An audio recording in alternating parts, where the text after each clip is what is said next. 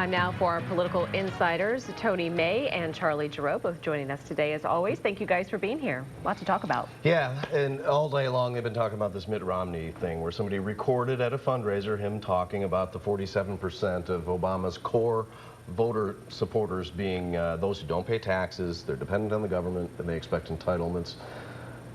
Tony, I'll let you start because you're the Democrat. Well, I mean, first off, it's wrong in several counts.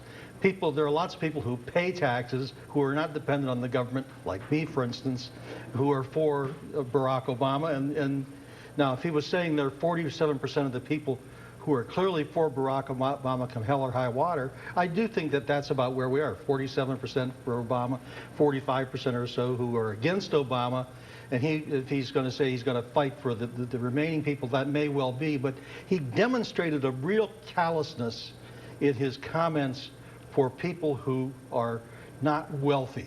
It's just another example of his tone deafness when it comes to talking about 47% of the people who don't pay the federal income tax because they don't make enough money. They're poor. Charlie, for the first time, I heard conservatives today say he has a perception. Well, he didn't state it as artfully as he might, but he's not wrong about what he said. You know, the fact of the matter is 47% of people do not pay federal income taxes. That's a fact. You can argue with it, but that's a fact. But he said they were dependent. Tony, can I finish here? Sure. I think that Tony might agree that there's a problem with that. And an awful lot of people, an increasing number of people, are dependent upon the federal government because of the spending of this administration. We have more people on food stamps now than ever before. We have more people living below the poverty line than ever before. And this is the Obama economy. And I think what Mitt Romney has to do, and I think he will do, is begin to make his case directly to the middle class, the people that have been most adversely impacted by Barack Obama and his economic policies. Middle class income has gone down, housing values have gone down, tuition costs have gone up, and interestingly, health care costs have gone up for the middle class over the course of the past 3 years. So you're saying what he said was fact, he just didn't say it eloquently enough. Charlie, that's what I'm saying. You become poor, you came out of the middle class. That's the basic problem. And you make one of those absolutist statements, just like Romney does, that there are more poor people than ever before, which is simply not true.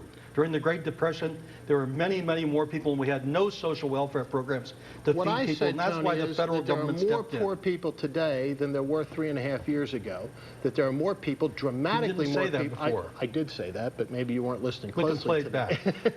But the fact of the matter is the economy is far worse off today than it was 3.5 years ago. Barack Obama himself said if he couldn't clean up this mess within 3 years, he'd be a one-term president. We hope that's a self-fulfilling prophecy. All right, well, let's move on to voter ID. There's a lot more. That's not over with yet. That's definitely not over with yet.